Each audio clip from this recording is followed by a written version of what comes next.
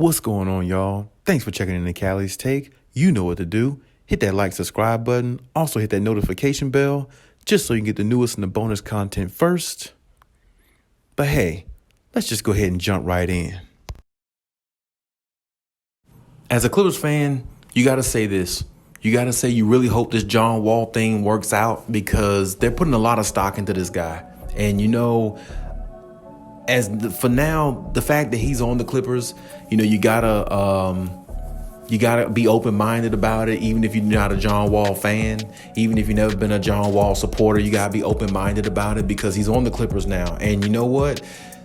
The Clippers actually signed him. He actually signed a contract for like $13.2 million, dollars, So the Clippers already signed him and haven't even seen the man play basketball yet. So it's like, man, they're already going out on a limb by saying this guy is going to help us win. You see what I'm saying? Because they're already giving him a contract already. You know what I'm saying? He didn't even step foot. He didn't even practice. He didn't even, do any, drills or anything yet. But it's almost like they're putting a lot of stock into John Wall and a lot of belief into him already by, signing him very early, him just getting on the team and everything like that. The embracing and all that is good. And, right now, John Wall's saying all the right things, as I said in my video yesterday. He's saying all the right things. He sounds humbled. He doesn't want to be Batman every night. He doesn't mind being the second or third best player on the team some nights. He doesn't mind any of that. He just wants to go out there and play and, play the game that he loves and go out there and hoop, you know what I'm saying? And that's very good to hear. That's what the Clippers organization want to hear.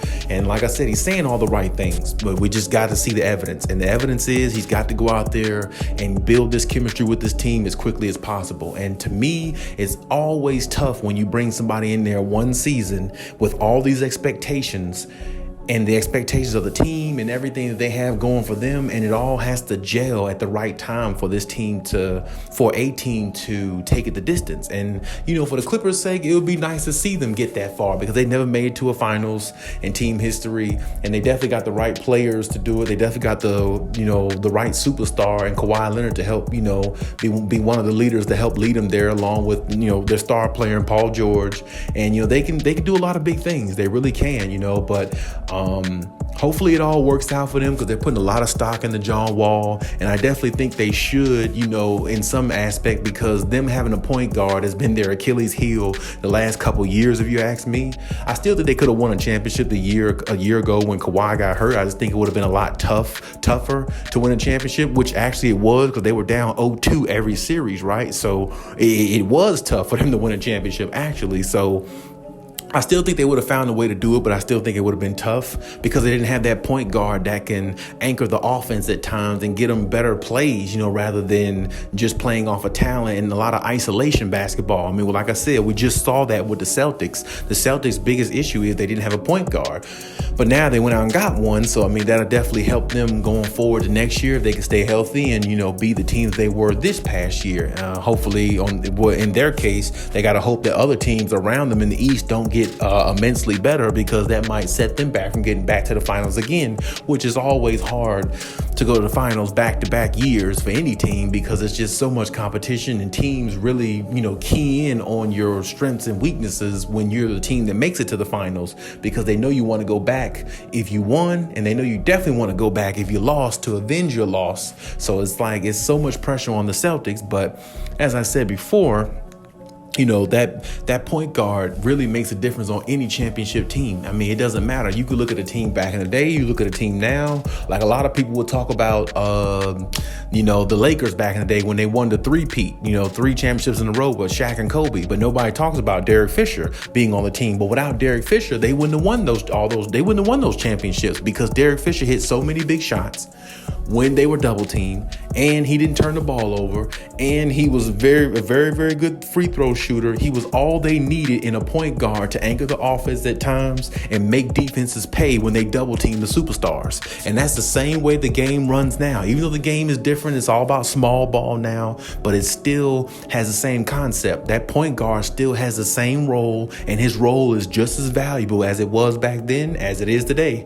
It's just the way it is. The point guard really makes a huge difference, whether he's a superstar or whether he is a role player. It really doesn't matter. That point guard just makes that much of a difference. I mean, he always does, because if he's less turnover worthy, it actually helps the team. It doesn't hurt them. And like I said, they got other superstars on the team. It just makes the flow of the offense go better. And that's what the Clippers need. And now they got that in John Wall, and they're expressing their happiness by, signing him to a contract, putting him in position to be on a team who could win. And these last couple years, like I said, we haven't heard from John Wall. We thought it was injury, but it was more or less because the mutual agreement between him and Houston for him not to play. So sometimes, that can work out to the good. He might actually have a redeem type season like somebody like Al Horford did for the Celtics, because Al Horford played really, really solid this season, and he played really good in the playoffs. So I mean, it's possible John Wall can have one of those type seasons, for the Clippers. And like I said, if he does, that'd be great for them, because they really need that third scorer consistently, and I think he can be that. Now, I will say this, that's kind of tough, because I look at Reggie Jackson as their third scorer, but that's only because Reggie Jackson plays the point guard position, and, he has the green light at times. You see what I'm saying? But it's really kind of weird, because now they're speaking of, like the video I just spoke about a few days ago about, who's going to be the starting point guard. Most people would probably say it should be Reggie Jackson, because he's been doing it with the Clippers and he understands the offense and everything. But who knows with Ty Lue? I think Ty Lue is really going to make, John Wall a starting point guard, especially once he gets his feet under him, maybe like close to mid-season, something like that.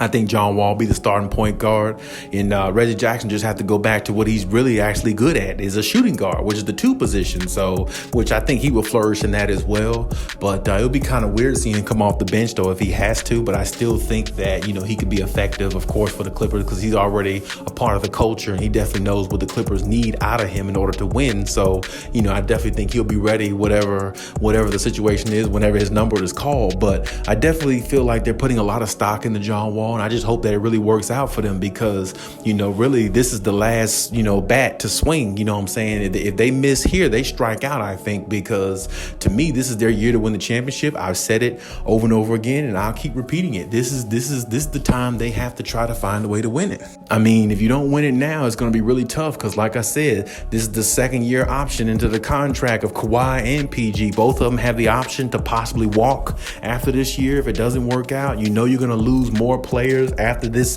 upcoming season, maybe like a Luke Kennard and, players like that possibly be lost. The team won't be the same. The chemistry won't be the same. I mean, it'll be a lot that'll go wrong. So I really feel like the Clippers bare minimum have to make the finals this year up and coming. I definitely think they can, but they got to pace themselves, and they got to stay healthy, and they got to build chemistry with each other. They can't go through months and months and months of a player being out and try to build chemistry the last month or 2 of the season going into the playoffs when every game counts then. So it's a tough job. It's a tough task, but if any team is built for it, it's this one. And like I said, if they don't win the championship with this team and this roster, then it might not ever happen, because this is the best team the Clippers have ever had in their history.